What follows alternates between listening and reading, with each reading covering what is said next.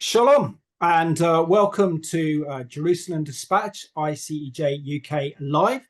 This is the ministry that brings you a closer connection to Israel and the Jewish people through the pro-Israel ministry that is the International Christian Embassy, Jerusalem, UK. And in tonight's program, we have a special guest joining us all the way from Northern Israel. He is Stefan Silva. He's not only a messianic leader, but he's also a leader in the Israeli Defense Force. And he'll be giving his view and his reflection on what I can only describe as being an intense 12 days of military conflict between Israel and the Islamic Republic of Iran, where on Friday, the 13th of June, Israel launched Israeli aircraft. 220 Israeli military jets left Israeli airspace to take out and destroy Iran's nuclear weapons program, together with the leadership of the Iranian Revolutionary Guards and Iran's ballistic missile launches. And of course, we've seen so much opposition to Israel in the West, particularly in our own nation, in the UK. So it'd be great to have Stephen's perspective on what is known as Operation Rising Lion. Now, I've got my great co-host joining me tonight. So Jacob Greaves, Erev Tov, it's great that you can join us for this live Jerusalem Dispatch and you can help me with tonight's program. Can you firstly, please give us an update, an important update on the ministry that is the International Christian Embassy, Jerusalem, UK, and what the ministry is really doing to help and stand with Israel, particularly during this very, very critical time. And also share with us about the exciting event that ICEJ UK is hosting up in Scotland this weekend. Absolutely. Over to you. Yeah. Just want to quickly highlight two really powerful events that we do have coming up this weekend with ICEJ UK. So first, on Saturday, the 5th of July in Edinburgh, we have a full-day regional conference titled Israel, the Apple of God's Eye, which is going to take place at St. Thomas's Church. And this is just a really great opportunity to explore why standing with Israel matters today, biblically, politically, and morally. So we'll hear from some incredible speakers, including Liz Hirsch-Naftali, who'll be sharing her personal story, her family story from October the 7th, as well as Jenny Milne, who's done a remarkable work documenting the stories of the Holocaust and of survivors of terror. So there'll also be worship, testimonies, and time to connect and pray together. And then on Sunday, the 6th of July in Glasgow, we have another special event. So that's the day after, which is called Standing Together. And this is going to be a joint Jewish Christian gathering, which is really focused on unity, solidarity, and worshiping together. So again, that day, we'll be hearing from Liz Hirsch-Naftali. And alongside of that, we'll have some music from the Glasgow Jewish Singers and ICJ's Sisu band. So this is a time to come together really in a spirit of shared support and hope and just standing with the Jewish community. So if anyone is anywhere near Edinburgh or Glasgow, these are going to be really great events to come along to. Excellent. If you want any further details on those, you can register at icj.uk. Wonderful, Jacob. Really appreciate that. And of course, you're seeing my really lovely friends up there. So Vivi, and also Sammy Stein as well. So they're a wonderful couple who head up Glasgow Friends of Israel, doing a fantastic job. So it's great that the Ministry of ICEJ UK is able to partner with them. Now, of course, we have literally been glued to our TV screens over the last few weeks, particularly those intense 12 days when Israel launched Operation Rising Lion, which was 2 decades in the making. So let's have an overview now, thanks to our friends at the Israeli Defense Force, on Operation Rising Lion. 12 days, over 1,500 missiles and UAVs fired toward Israel, over 30 Iranian military commanders eliminated, 3 nuclear sites struck, 1 mission to defend the state of Israel. We began our preemptive strikes against Iranian regime targets 1,500 kilometers from Israel in wide areas across Iran, eliminating threats in real time. Our goals? To degrade Iran's nuclear threat, strike their ballistic missiles, and set back their plan to annihilate the state of Israel. We degraded the Iranian regime's nuclear program through strikes on key nuclear sites such as Natanz, Arak, and Isfahan, strikes on centrifuge production facilities, research facilities, and key scientists supporting the military's nuclear program. We diminished the ballistic threat by striking over 50% of their launchers, production sites, and missiles. We eliminated senior Iranian commanders who served as lifelines to terror organizations around the Middle East and operated to achieve the annihilation of Israel. On the ground, in the air, and by sea, we maintained full control. Their command disrupted, their momentum stopped. 12 days that changed the battlefield. 12 days that reminded the world Israel will defend itself, anytime, anywhere. We will operate on all fronts to protect our people. It's our obligation. It's what we stand for. We are the Israel Defense Forces. And our special guest tonight shall be unpacking Israel's military operation known as Rising Lion, the attack on Iran's nuclear weapons program, but also give that prophetic perspective as a messianic leader in Israel. But before we do, let's have a look now at the devastation caused by Iran's ballistic missiles that attacked Batyam over those 12 days and caused complete devastation in areas of Israel. And this is how the ministry of the International Christian Embassy Jerusalem is helping the people recover from such devastation. Have a look at the work of ICEJ in Israel.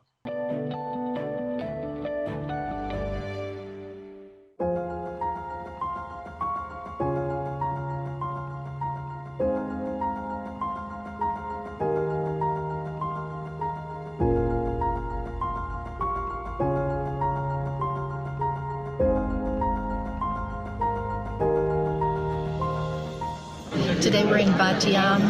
You can see behind me the effects of an Iranian missile that hit this building just on the evening of Saturday night, Sunday morning. It hit on the 6th floor, and all the floors underneath collapsed, which led to the several floors above it collapsing as well. And this is what you see here in the rubble. The amazing thing is, those who were in shelters in this building were saved almost without any injury. Those who were in the stairwell came out and just were able to brush the dust off, and they were okay. Unfortunately, those who were in this part of the building, which was the living rooms and other parts of the house, 7 people were tragically killed that night.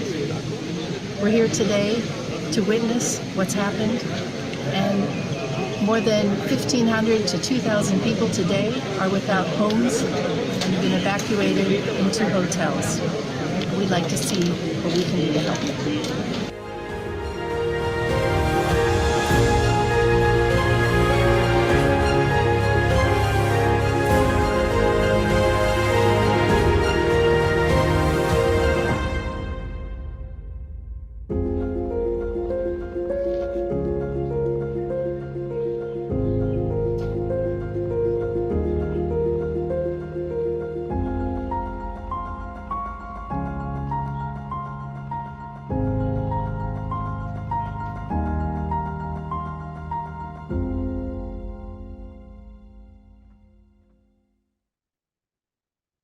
I don't know about you, but I don't remember seeing that footage on our mainstream TV news coverage, whether it was on the BBC, on Sky News, or ITN, of the devastation caused by those Iranian ballistic missiles that they hit Batyam, but we also know they hit Beersheba as well.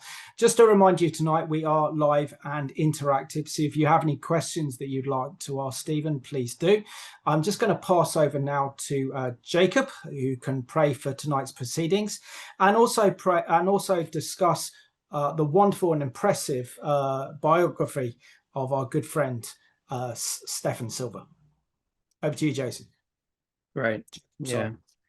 No, that's good. So yeah, I'll just pray. Yeah, Lord, we just commit this time to you, and thank you so much that we have Stefan here to share. And Father, I just pray that you would be here in this time, and that you would enable us to move forward in furthering your kingdom through ICEJ, and in blessing the people of Israel and the Jewish people. In your name, Jesus. Amen. Okay. So, Yeah, I get the great honor of just introducing Stefan here.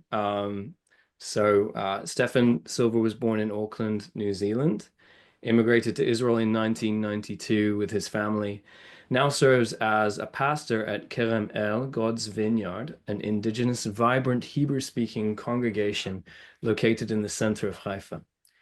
He holds an executive MBA from Haifa University and has pioneered 2 leading media and internet evangelism ministries in Israel, as well as serving with Out of Zion Ministries. He's also an officer in the IDF and fought against Hezbollah in southern Lebanon in 2006. Stefan is married to his wife, Karen, a Messianic worship leader and recording artist, and together they have 3 beautiful daughters. They reside in a coastal town near Haifa, and he's also a keen surfer. Over to you, Stefan. Thank you. So, Stefan, a warm welcome and Erev Tov for being this month's special guest on Jerusalem Dispatch, ICEJ UK Live.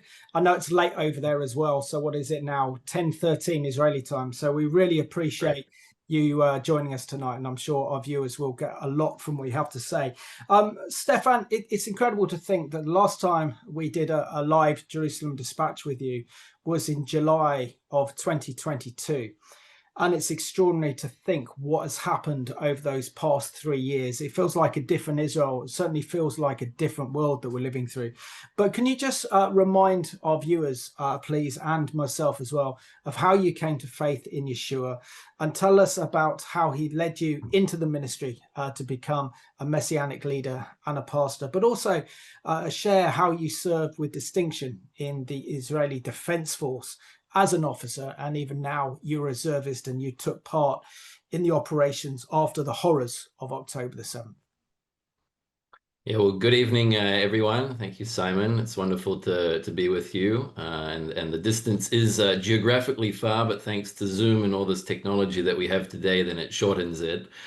And yeah, 3 years ago, since the last time that we did this together, and the whole situation in the Middle East has completely changed, a tectonic change that has occurred over the past 18 months of war. The Middle East of today is not the Middle East of several years ago.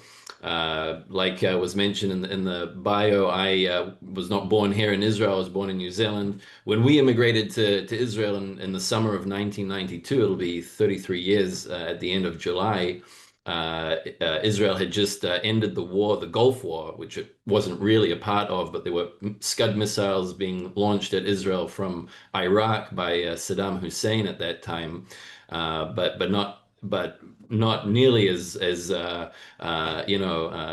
interesting, I would say, or as dramatic as what we've been seeing recently. And so I moved here with my family.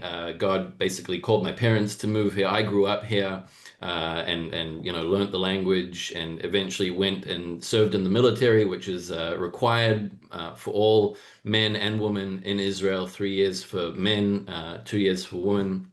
I always wanted to be a leader and a military officer, so I went to officer school eventually, and after a couple of years I became an officer.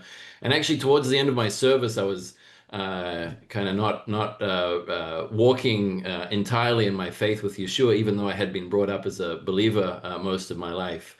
I was planning on ending my service in November of 2006 and going traveling with my friends in South America. And that's when the Second Lebanon War began with Hezbollah up north. We were in the thick of that. I was a company commander at the time. I had about 100 soldiers under my command, and we were right in the middle of that. And so, in short, during that time, I was praying and asking God to protect me, to protect my soldiers, the 100 men that I had under my command at that time. And again, in very short, we saw miraculous protection, angelic protection around myself, my soldiers, during those 30 days more or less of war, and then some additional weeks afterwards when we remained in Lebanon. And that was the point in my life where I decided to give my life fully to Yeshua, to rededicate my life to the Lord as an adult, and really to follow him. And it was from that point that I basically finished my military service in November of 2006 as a lieutenant. I continue obviously as a reservist since then. And now serve in a slightly different capacity. But from there, I really launched into media and outreach evangelism. This is kind of back in 2008, 2009, 2010, when social media, Facebook, YouTube is kind of really at the beginning. And we found ways to use those digital platforms to really spread the gospel far and wide through online materials, videos, and to reach a lot of people with the gospel. And those two ministries that we launched back in those days are the largest ones in Israel right now, and really have reached millions and millions of people, both within Israel and outside of Israel. And all that time, or during that time, I was also serving with my parents' ministry out of Zion Ministries, doing Israel advocacy around the world. Today, it's a very popular thing, especially since this war has been going since October 7th, 2023. A lot more people are involved in Israel advocacy. We've been doing it a long time, or long before October 7th, 2023. And during all that time, we were also part of a Hebrew-speaking congregation. And just as we've seen that grow, and we've seen the need for discipleship, and we've seen the need for these first-generation Israelis to have someone or to have more people, more leaders, and more people around them who can really teach them the word, and can really walk with them and teach them how to live out our faith in this very harsh environment that we live in here in Israel, was a great necessity. And so from there, it basically kind of rolled into a pastoral role at the congregation. Yeah, that's kind of the focus of what we're doing right now. Really appreciate that, Steph. That's a really good overview. Thank you. And just share with us your thoughts and your reflection on Operation Rising Lion, that's been decades in the making, and which surprised the Iranian regime and the world when 220 Israeli aircraft took off from Israel, flying over Syrian airspace to destroy Iran's nuclear weapons program, together with the IRGC and the involvement of the Mossad as well in the drone attacks on Iran's leaders. Share with us why it was necessary, but also your reflection on Operation Rising Lion. Yeah, so like we said, we can all agree that these events that we've seen over Operation Rising Lion were absolutely jaw-dropping, absolutely awesome, a tremendous display of deception, of subterfuge, of strategy, and then ultimately meticulous and precise execution done by the IDF and the other branches of Israel's security forces. It had to be done. It was a necessity. It wasn't something that Israel wanted to do, but it had to be done. Since the Iranian Islamic regime took over in 1979, within the first week, one of the main things that they did was to cut ties with Israel and to start declaring their intent and their desire to wipe Israel off of the map. And that is something that has progressed and developed over the decades. Also, their strive for nuclear weapons as a means to bring about and to actually destroy Israel, to bring about that declaration and that desire of theirs. So it's been very, very clear that that is what Iran has wanted to do. Probably most of you know that there was a destruction of Israel clock in the Tehran's Palestine square, in the heart of Iran, that was counting down the minutes, or counting down the hours and the days to the destruction of Israel. So Israel has to take these threats seriously, and it does, because if it waits too long, it will be too late, and we can't afford for that to happen. And recently, Iran took action to advance its plan to annihilate Israel, and so this preemptive strike had to be executed, had to be taken out. And I mean, the operation itself really is going to be taught in military academies for decades to come. Surprise, the coordination of the initial strike was of the highest importance to achieve the maximum effect in stunning Iran's leadership and basically harming their command and control abilities. And we saw the effect of that it took them almost a whole day before they could actually retaliate in some way by launching missiles against Israel.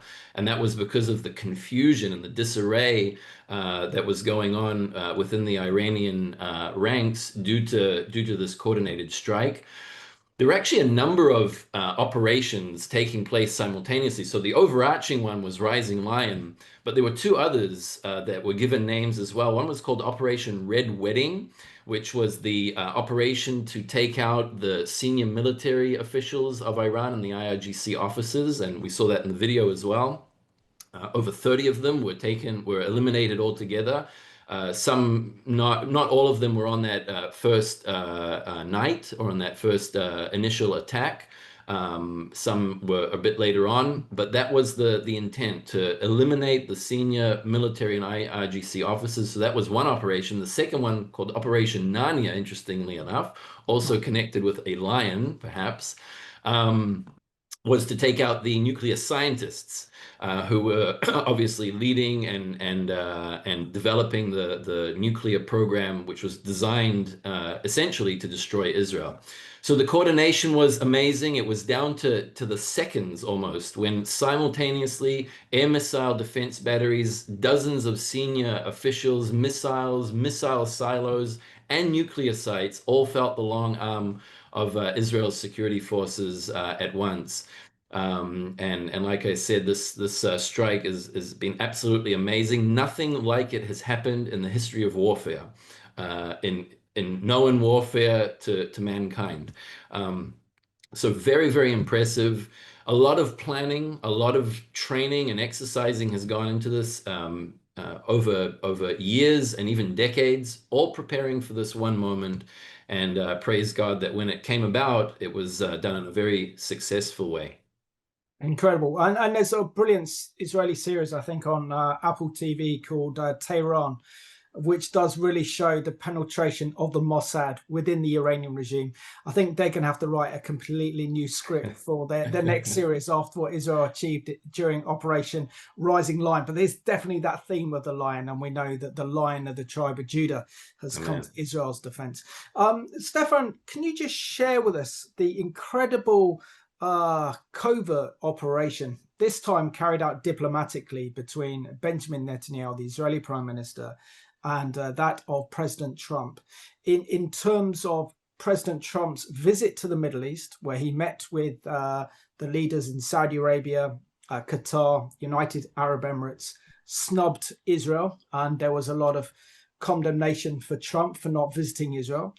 We also saw as well that the Americans opened up direct negotiations with the Iranian regime over their nuclear weapons program, and gave the Iranian regime 50 days. And of course, Operation Rising Lion struck on the 51st day. Just share with us the great diplomatic deception of the partnership between the US and Israel that made this operation possible.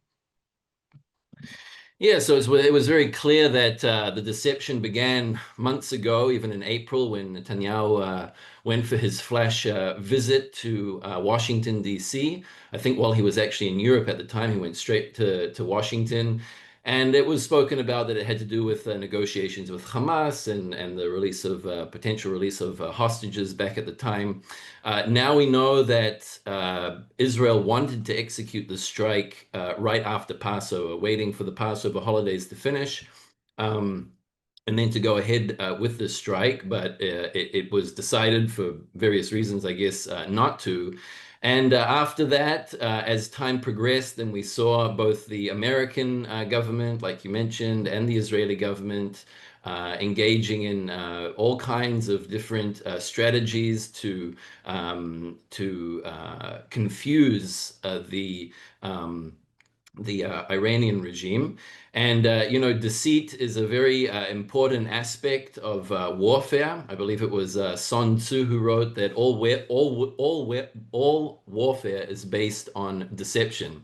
and he was spot on. The point is to confuse, is to disorientate the enemy and create an advantage from that. And I think in this case, we saw that being executed perfectly. By the way, if we think back to what Russia tried to do when they invaded Ukraine back in 2022, I believe it was, beginning of 22, they did an awful job. They were they were trying to tell one story. Everybody knew that they were lying, and it kind of really, it didn't work out for them, and they've been stuck in the Ukrainian mud ever since. But Israel and America together were able to do it in a very, very good way. We saw Trump's kind of yes/no messaging, which, you know, some might think it has to just do with his personality, which it probably does in a way, but I believe that there was a clear desire to deceive as part of this entire plan. His stick and carrot negotiation tactics that were in place. There was a strong buildup to a US strike, and then all of a sudden they said that they're going to be postponing it by 2 weeks. We heard that, I think, within the first few days of the strike, and we were all thinking to ourselves, oh no, we can't wait another 2 weeks until the US get involved, just because we realized that it would take the US to really bring about the destruction and the damage needed to the three main sites, simply because Israel didn't have the weaponry necessary for that. I believe maybe they had other plans in place. So these are the tactics that we saw happening and saw taking place. Obviously, the US, they have their interests at hand, and Israel has theirs. They're not entirely the same. Israel's interests were clearly existential. The nuclear threat, the ballistic missile threat, even a potential future ground invasion threat.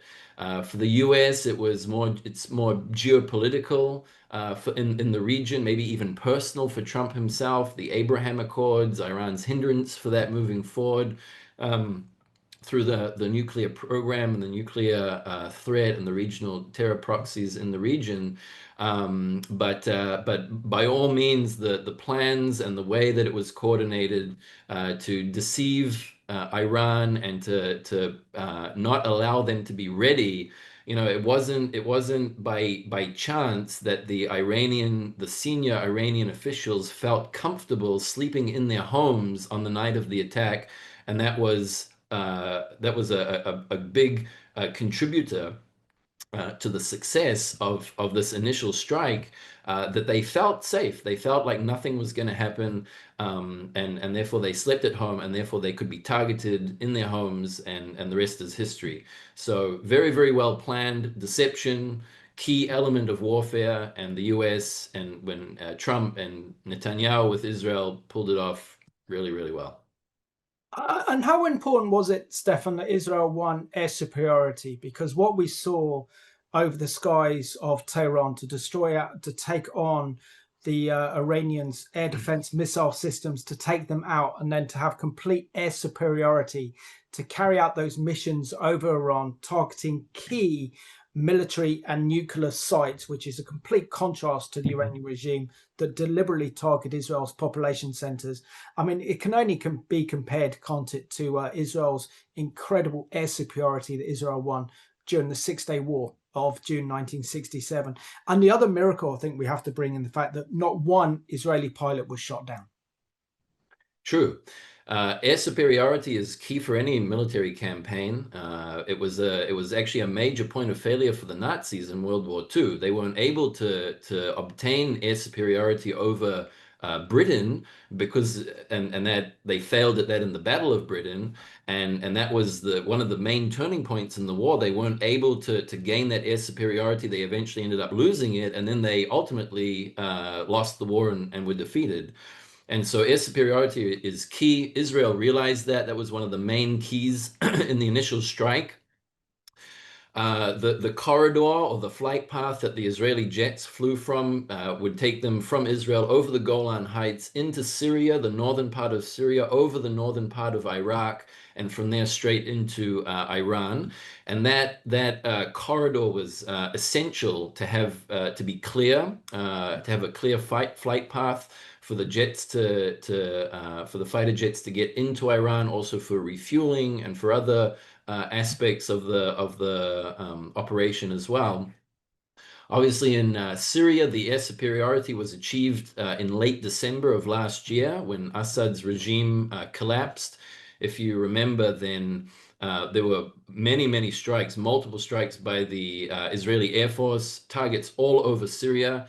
And part of that was already looking forward to eliminating the air defense batteries in Syria in order to clear a path, knowing that at some point the strike against Iran would take place and needing that corridor to be clear of any kind of air defense systems. So that was another thing that happened, which really fell into place in preparation for this strike against Iran. And obviously, any threat in that flight path would really hinder the operational resources and harm the ability of the pilots to concentrate on the main objectives, which were to clear or to destroy the nuclear facilities, to destroy the ballistic missiles themselves, to destroy the ballistic missile launches, and all of the assembly line and all of the storage facilities that were connected to it. So that was very, very important, and that was I would say probably the first main objective that would allow the Israeli Air Force the time that they needed and the focus that they needed in order to easily strike the rest of the targets, which they did all over Iran.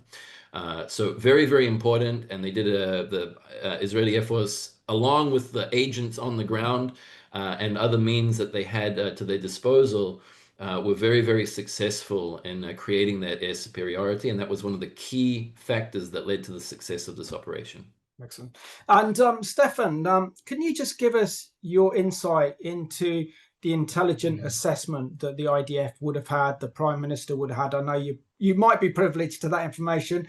I don't know, but if you are, you wouldn't tell us.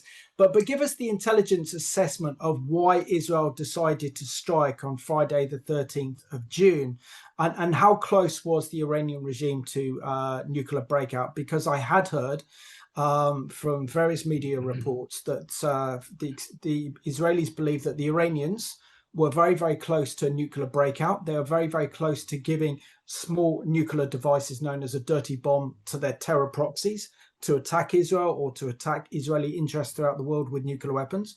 But also the other aspect was that the production of these ballistic missiles had reached almost an 800% increase, and how that would also pose an existential threat. So why did Israel strike now, and what was the intelligence that Israel went on regarding Iran's nuclear weapons program?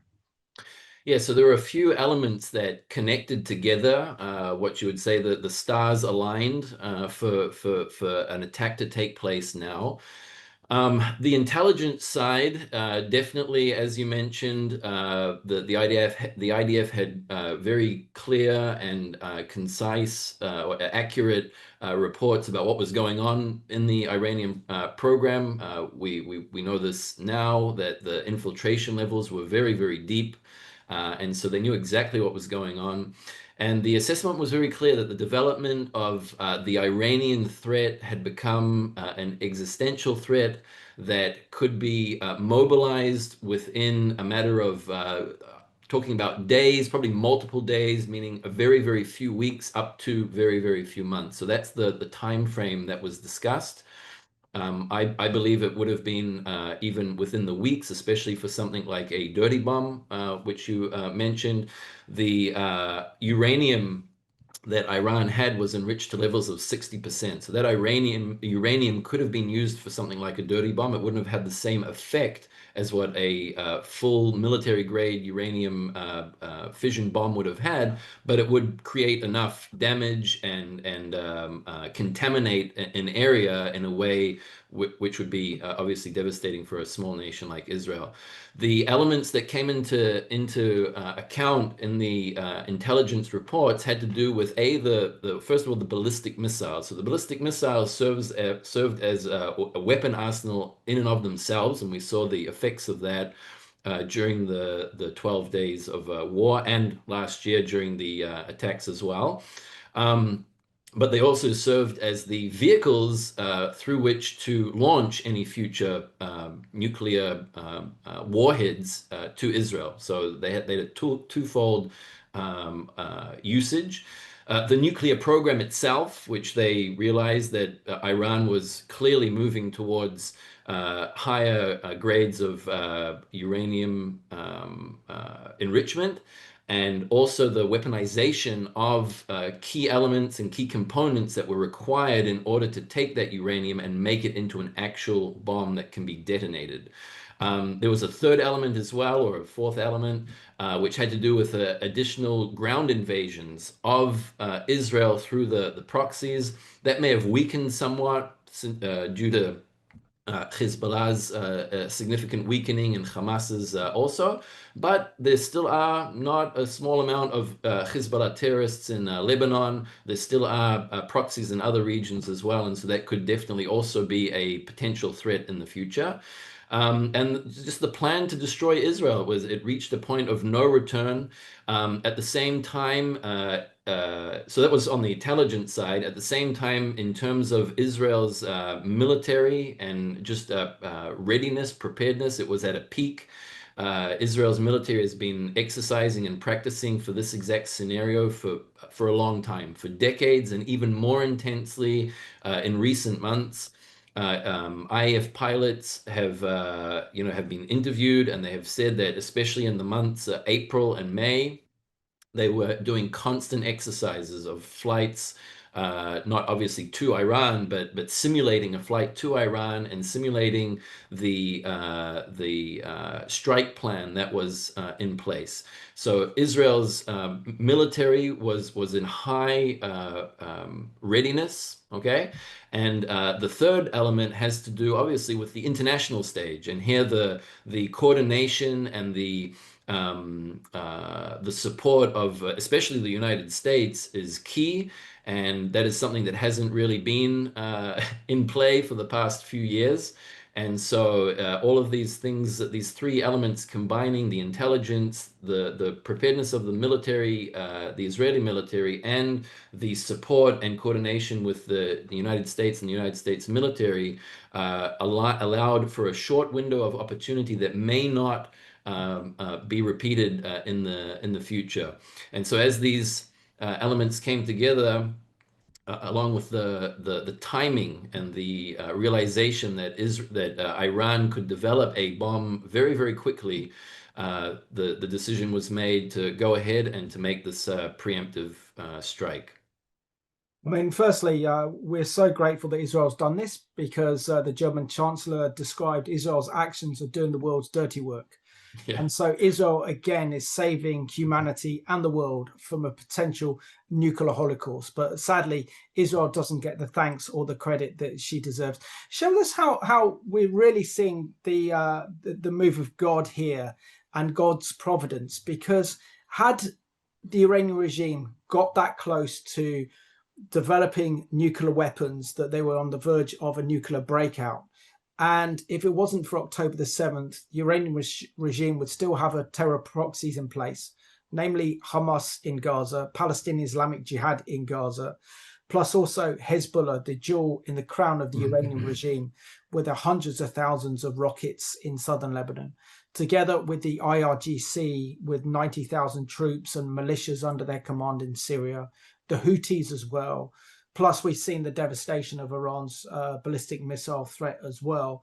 Share with us how, if God hadn't allowed, for example, the horrors of October the 7th to occur, and of course God's sovereign, that Israel was able to turn this whole situation around. And I think it comes from a scriptural standpoint in Genesis 12, 1-3, that I will bless those who bless you, and I will curse those who curse you. And I think what we've seen over the last, certainly since October the 7th, 2023, is that those enemies of Israel that have come against Israel are now coming down. And we've seen that collapse of that ring of fire that the Iranian regime had spent billions in building against Israel to destroy Israel. Share with us your thoughts on that one, Stefan. So it's very clear Iran worked very, very hard and spent billions and billions of dollars to create this ring of fire around Israel. You mentioned the various proxies and some of the armaments that they had. And their plan was to attack simultaneously. That was the plan. The plan was to create this ring of fire and at once to invade and to rain missiles down upon Israel, the ballistic missiles from Iran, the relatively smaller missiles from the north, the Houthis down in Yemen, and also Hamas from Gaza. So this was planned to be a multi-pronged attack, a coordinated attack against Israel. I definitely believe that God's hand is in this. The events of October 7th were terrible. They were devastating, so painful. We haven't even begun to deal with the pain and the shock and the horror of the events that have taken place, because we're still at war, and we have been at war ever since that day. But you know, I serve in the north with Lebanon, and I got a call at 8 a.m. on October 7th. Packed my bags, picked up my mate, who's also a believer and an officer in the same unit as me, and within 40 minutes, 50 minutes, we were up in our base and basically bracing for impact, because even then at like 9, 10 in the morning, it was still unclear. So this is, you know, 3.5, 4 hours after Hamas began their attack down south. The atrocities that we read about were taking place as we were driving up north. We didn't even know exactly what was going on then. And if the simple truth is that if only Hezbollah had joined in the attack and decided to invade Israel and launch missiles, even without Iran's involvement and help, we would have been looking at a completely different scenario. It would have been October 7th in the Gaza area on steroids. We would be talking about thousands abducted, tens of thousands brutally murdered, potentially entire areas of land in Israel that would have been cut off and completely invaded and conquered by Hezbollah terrorists. We would have been looking at a completely different scenario. So the fact that Hassan Nasrallah, the head of Hezbollah, hesitated and he didn't join, at least not in the way that they were planning to, and that Iran didn't either, that was clearly, I believe, God's intervention, because it would have been a completely different outcome. But you know, these proxies, they were Iran's insurance policy. They were their attack dogs. They were the dogs that were there on the sides to say, if you come and touch me, then these dogs are going to attack you. And they were trying to use those proxies as a deterrence from Israel to destroy its nuclear program until it had completed completed the weaponization and the formation of the bombs, so then it could actually threaten Israel and actually attack Israel and use these nuclear weapons for its destruction. Now that Hamas has mainly been dismantled, or it was dismantled as a fighting unit by 2024, summer of last year, Hezbollah then by November was pretty much dismantled as well, at least in the southern part of Lebanon. Assad then fell in December, his regime. You know, even the Iranian attacks against Israel twice in 2024 were also elements that exposed them to Israeli airstrikes and helped prepare the ground for the Israeli strike in June. Once the tentacles were cut off the octopus, it was time to strike the head. You know, we've seen videos of maybe you've seen this as well, a video of like dominoes with faces of the Islamic terror proxy leaders falling one after another after they were eliminated by Israel.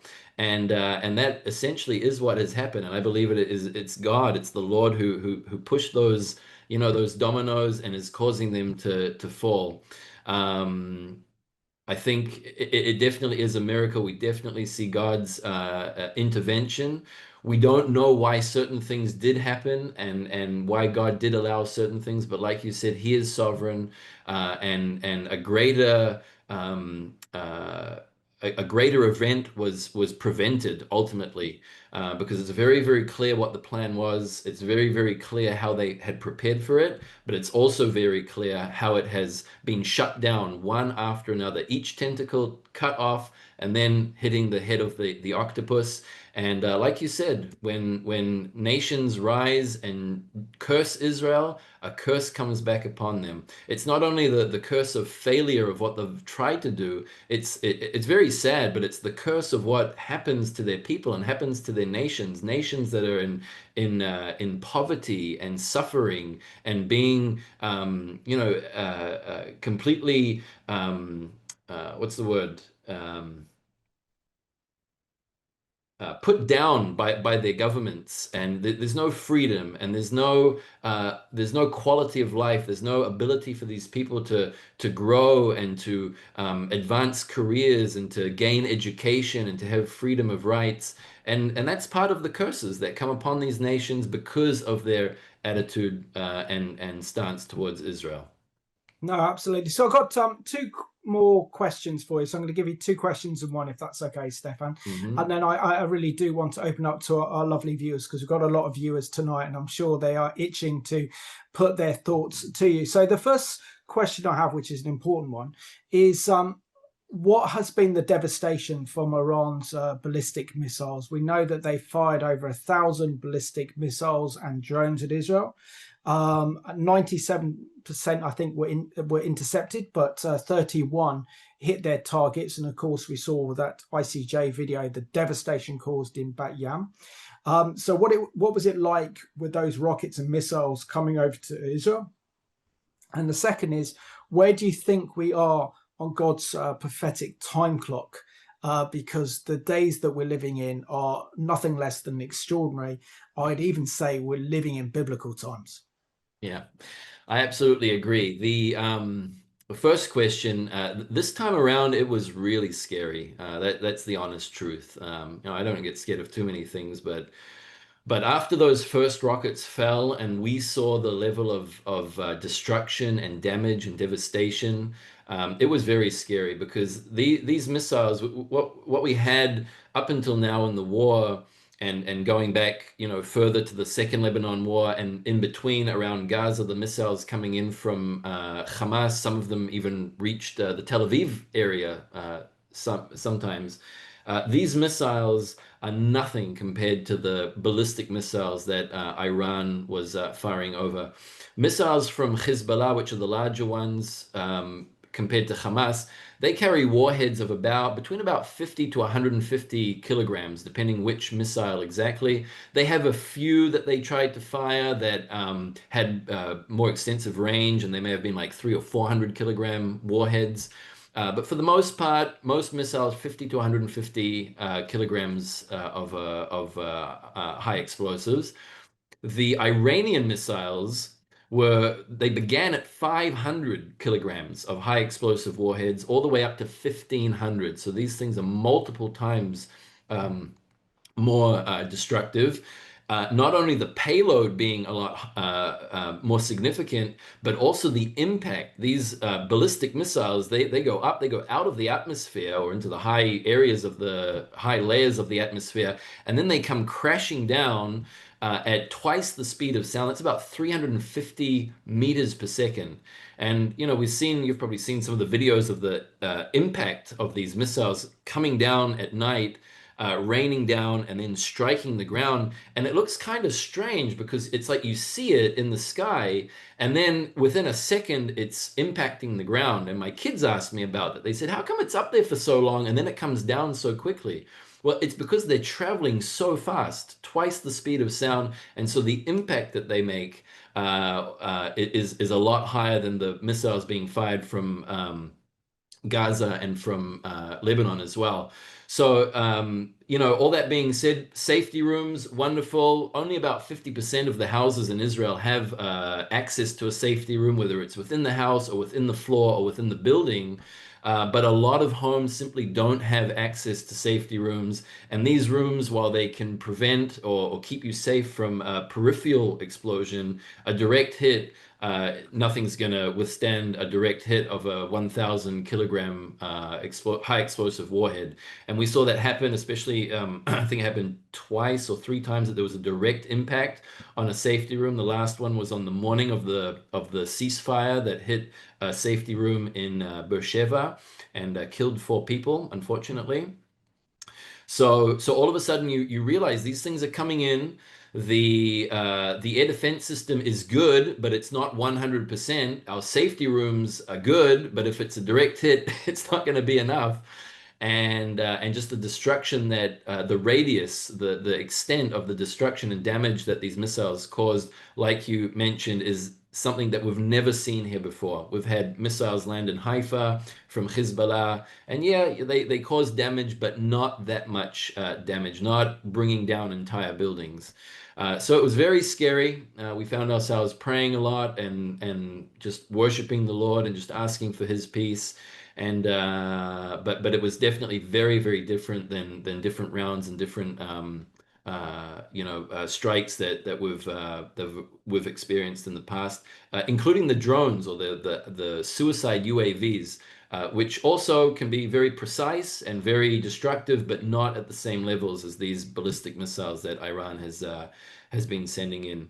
Now you need to remind me about the second question. Yeah, the second timeline. Yeah, where do you think we are on God's prophetic time clock? Because, I mean, I look at these events and I think we're entering into that kind of false peace before Ezekiel, the Gog and Magog war of Ezekiel 38 and 39. Because once this regime goes, and I believe it will, because any nation or empire that rises up against Israel or the Jewish people are consigned to the trash can of history or the waste bin of history.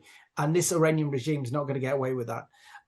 So I don't think it's going to be the same regime in Ezekiel 38 and 39. And I think the motivations are different. So my own personal aspect of this, I think this is the era of peace and prosperity that Middle East is going to see, that then Israel is attacked by the armies from the north and these confederations of African and Middle East states, when Israel is unexpected, disinvests in the IDF, invest in education, innovation, and technology. But anyway, that's my perspective. But you're in the land, you're a Messianic pastor. We want to hear from you.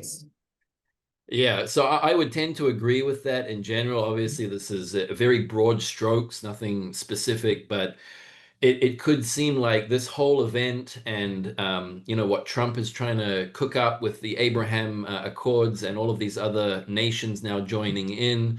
There's talk about Syria now joining into the Abraham Accords, maybe even to be the first nation to join in before all the rest.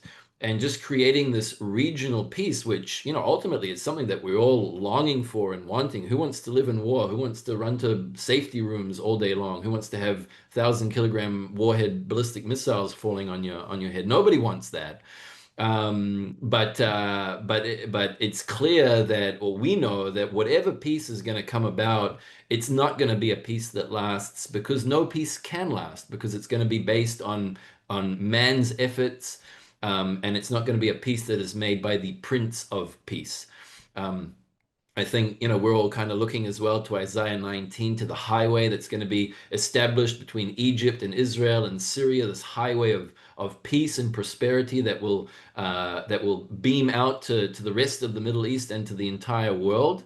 But again, that is something that it is God who is going to do that, and it's going to be His hand that establishes that. And I'm not saying, obviously, that God can't use men to bring about things like that. But I also would tend to agree that after this war, as it begins to kind of maybe wrap up in the coming weeks, maybe it could still be surprises. That some kind of more stable and broader peace will be brought about. I think it's very, very clear that is what Trump is aiming for. That's what he's basing his entire presidency and legacy upon. It's his last term. So there's a lot a lot in the balance for him personally. And I think that's a lot of his drive and the US's drive to gain more control in the Middle East. But for Trump personally, it's his legacy that's online. It's his presidency. And he wants to see this broader peace treaty being established. here in the Middle East and to include all of the nations. And that definitely, I could see that as a peace that would last for a certain amount of time. But ultimately, it will be a peace that won't last, and that could definitely bring about an even more severe attack against Israel. Maybe some of the same nations, other nations as well. We know that from Scripture, and that would bring about this final episode after which Yeshua will return. So I agree with that, and I can see that happening as well. And it's very, very clear that, if the world was kind of chugging along, and there are all kinds of events here and there in Israel and other places in the world, COVID was a clear timestamp in God's timeline, something very dramatic, something global. And then since then, the war that began on October 7th, 2023, and has really spread to almost the entire Middle East region here, and seeing how that develops and how that wraps up and what it leads to, I think will give us an even clearer indicator as to where exactly we are on the timeline, and how things are going to progress going forward. Yeah, very helpful, Stefan. So what we're going to do is just extend the program by 10 minutes. That gives you guys an opportunity to put your questions to Stefan. I will comment on something you said. The Iranian regime and its leadership should have learned from the way that Israel decapitated Hezbollah, the crown of the jaw of the crown of the Iranian regime, when Israel did that last September, October, November. That should have been the warning for the regime to actually take note, because we know that whoever touches Israel touches the apple of God's eye. Now, we've got a couple of questions, so I'm going to read them out, and feel free to put them into the box and we'll read them out. And I'm sure that Jacob has a question as well. So the first question is, do you have any prayer requests? So that's from Trisha Brown. So we'll be asking, how can we pray for Israel at this time? And there's a practical question as well. Hi, we missed the first 10 minutes. Will we be able to access a recording? And that's thanks to George. Yes, you will, George, when this program by Jacob will be uploaded to our YouTube channel, which all you have to do is go into YouTube and type in ICEJ UK, and that will take you to the recording. So how can we be praying for Israel at this critical time? I would say there's a lot of things to pray for. I would say, there's the kind of the obvious, that for protection and for, the war to end, for the hostages to be returned. Those are clear kind of givens. But Israel really is, I would say, a post-traumatic nation at the moment. There is a huge amount of loss and suffering and hardship that is still being felt, on a daily basis. Every soldier that is killed in Gaza or anywhere else, we see it on the news. Just last week there were 6 that were killed at once, and then another 2, and then another one. And so it just keeps kind of picking at the scab that may be trying to kind of heal over. This is a nation that is in deep need for comfort and for healing after almost 2 years of very, very intense war, immeasurable loss and suffering and hardship. So I would say prayer for comfort and for healing. That is one of the main things that I would mention.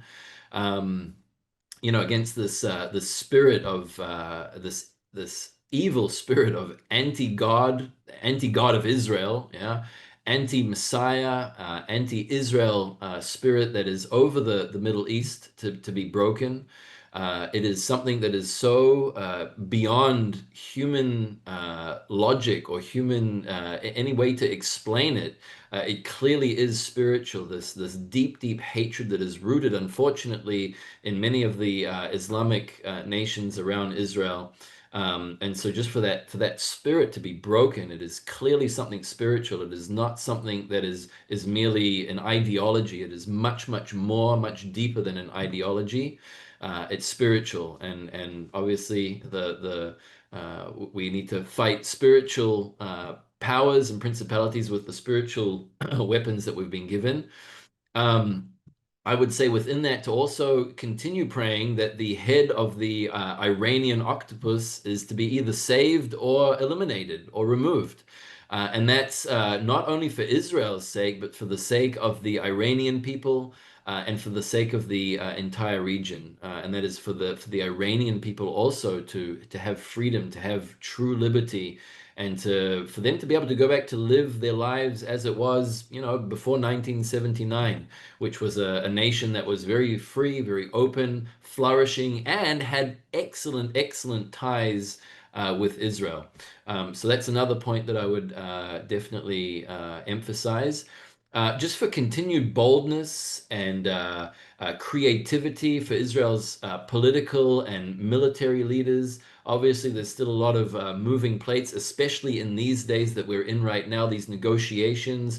Netanyahu is going to be traveling to the White House. I believe it's on Sunday next week.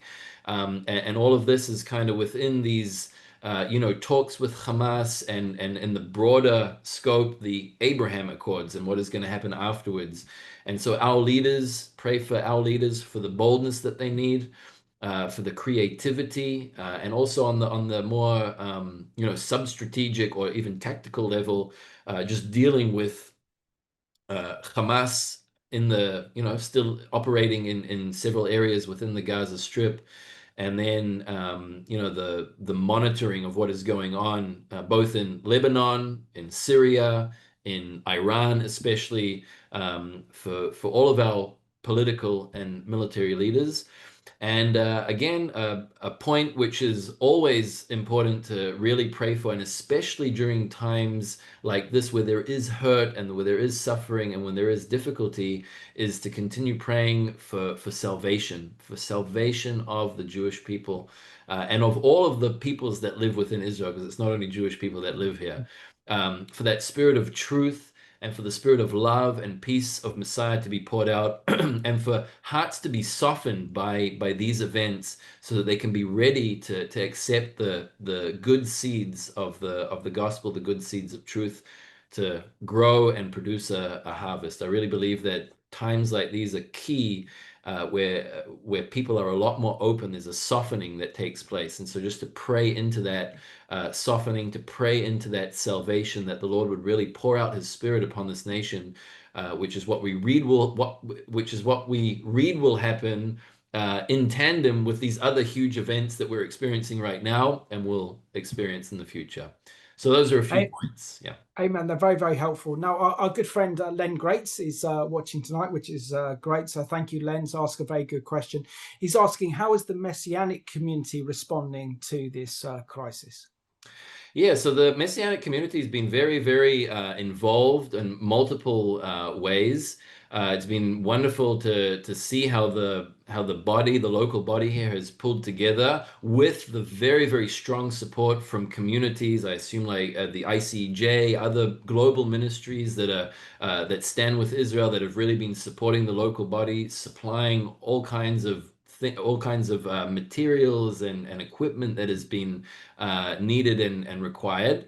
There have been lots of local initiatives that have come about by local congregations, local ministries, to really bridge the gaps that have been that exist within the society, even within the military. Basically helping those who have been harmed, those who have been injured, those who have been displaced, those who have lost their homes and their belongings. These missiles they've hit an area, and multiple buildings around, sometimes dozens of buildings, have been rendered uninhabitable, and the people were not allowed to even go back into their homes to take out their belongings. And so they know that their belongings are in the buildings, but they can't go in and get them, and they've just been demolished, and they've lost everything, not just their home, but all of their belongings as well. And so there have been a lot of initiatives to help with counseling, to help with supplies, financial aid, other kinds of relief and things that have been needed, medical supplies, medical treatment, as a part of the general war, supplying emergency equipment, whether that's first aid kits, solar power banks, all kinds of other emergency supplies, and also like backup plans for the a large amount of people that don't have safety rooms within accessible distance. Aid to reservists and to soldiers, whether it's equipment, emergency equipment, tactical gear, a lot of support for the spouses and for the children that remained at home when the reservists were called up to military. And just a lot of prayer and mutual support between the communities within the land, really crying out for mercy and for the Lord to intervene. So it's been really special and really wonderful to see how the body has pulled together and connected with other even key figures in the civilian leadership and even in the political leadership, also within the military leadership, to supply much needed equipment. And it's been a very, very strong testimony for the name of Yeshua here in the land. Amazing, incredible testimony. Thank you, Stefan. Now, one final question, and this is from Lindsay before I hand back over to Jacob. And that is, do you think a lasting ceasefire with Hamas is possible? And are they likely to exit Gaza and return all the hostages? That's obviously the big question. But also I had a big question I think we need to answer as well in terms of tonight's program, if you can answer this. Has Israel destroyed Iran's nuclear weapons program? Okay, so the last question first. The destroy is a broad word. I believe that the nuclear program and the ballistic missile program has been severely damaged, at least.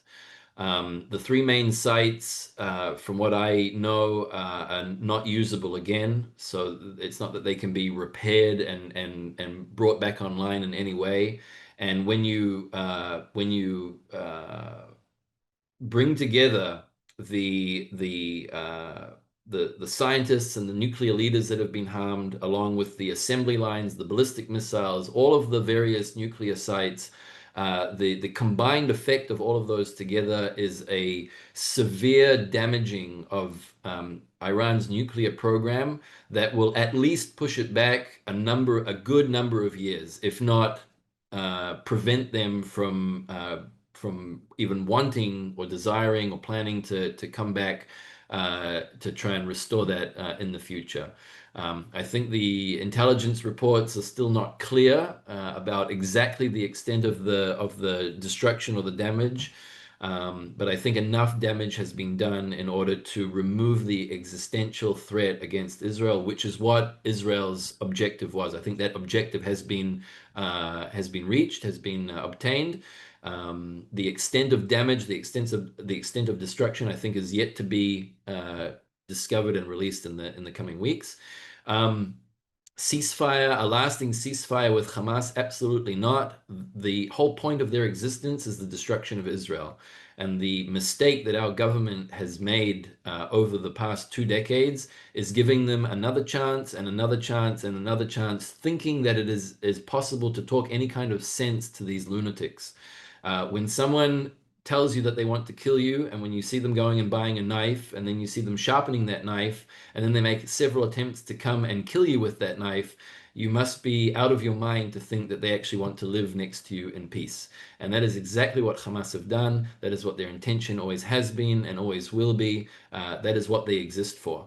And so there is no lasting peace possible with Hamas. Whether they will leave or the leadership will leave Gaza or not, that is yet to be seen. I think that even if the leadership does leave Gaza, it will still leave, there will still be cells of Hamas remaining within Gaza. And the whole problem is the education, the next generation, the children, the teenagers who have been brainwashed over the past 20 years by Hamas, especially in Gaza, and have grown up on this ideology of destroying Israel, being of jihad, of becoming a shaheed, like a martyr, and dying for Islam. All of that has been in the children and teenagers and the people in their young 20s in Gaza have been deeply indoctrinated with that point of view. And it will take a lot of work, even if Hamas is removed, it will take a lot of work to remove that ideology and those doctrines from within the people of Gaza. Stefan, I just want to thank you so much for giving us an absolute masterclass, and it's been an absolute honor and such a privilege for all of us to get your perspective on Operation Rising Lion. I'm just going to hand over to Jacob now to sum up tonight's live Jerusalem Dispatch, and also to pray for us, and to know that we're praying for you, we're praying for Israel, we're praying for the Jewish people, Amen. and also for the Messianic Jewish community, who are the living stones in the land of Israel. And you guys are truly the light in what is a very, very dark time for Israel and the Middle East. But we see that God's power and his authority is shining through, and we see that the Lion of the tribe of Judah is roaring. Over to you, Jacob. Wow, yeah, I would say, how do you even sum up all of that? Thank you so much, Stefan, for sharing about all of those different things. I think it's a lot to intake, and our hearts are really with with the people there in Israel, and just caring deeply about what's going on, and yeah, also just really insightful, some of the inner workings. It's really insightful to hear about the inner workings of how the IDF and the IAF were working together with Trump, with Netanyahu, pulling all of these things off. And as you said, in regards to the way that Iran had this ring of fire around Israel, and that in so many ways it could have gone so differently had there not been confusion put upon them, that is extremely sobering. And just kind of puts a deep fear of thankfulness to the Lord, that he is always watching over Israel, and yeah, so just really, really blessed that you were able to join us and to share with us and encourage us. And we'll really be praying for you, and standing with you and the whole community of believers there in Israel. So yeah, I'll just pray and thank the Lord for this time. Father, we just thank you again so much that he who keepeth Israel neither slumbers nor sleeps. Lord, you are always watching over the people of Israel, and we just thank you, God, for being there through this whole time, and that you are leading Israel through. And Father, thank you for this time that we've had. And Lord, I pray that you'd help us go forward out into the next week, and then into the rest of the year, Lord, just to fully be focused on you, Lord, and how we can continue to stand alongside and bless the people of Israel and the Jewish people. In your name, Yeshua. Amen. Amen.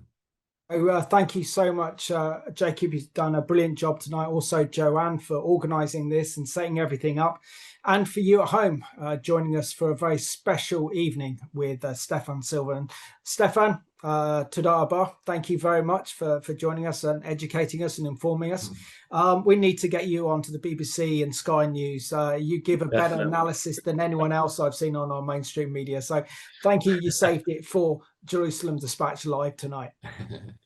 Thank you, Simon. It was great to be with you, and God bless you all. And thank you for your prayers. Thank you for your support. Thank you for standing with Israel. We're in the good fight together. Absolutely. And it's great to see that the Lion of the tribe of Judah is roaring in defense of Israel against your enemies. So thank you so much for joining us for this live Jerusalem Dispatch ICEJ UK. I think we've learned so much about Operation Rising Lion, but what we've learned is that God is sovereign. He is protecting his nation, the nation of Israel, and the Jewish people, and he will continue to do so. So let's continue to keep Israel in our prayers and pray for that ring of fire of protection around Israel at this time, but also that the hearts of the Israelis would be open to the gospel and the power of Yeshua HaMashiach. So thank you for watching this live Jerusalem Dispatch. So shalom and erev tov from us tonight. Bye-bye.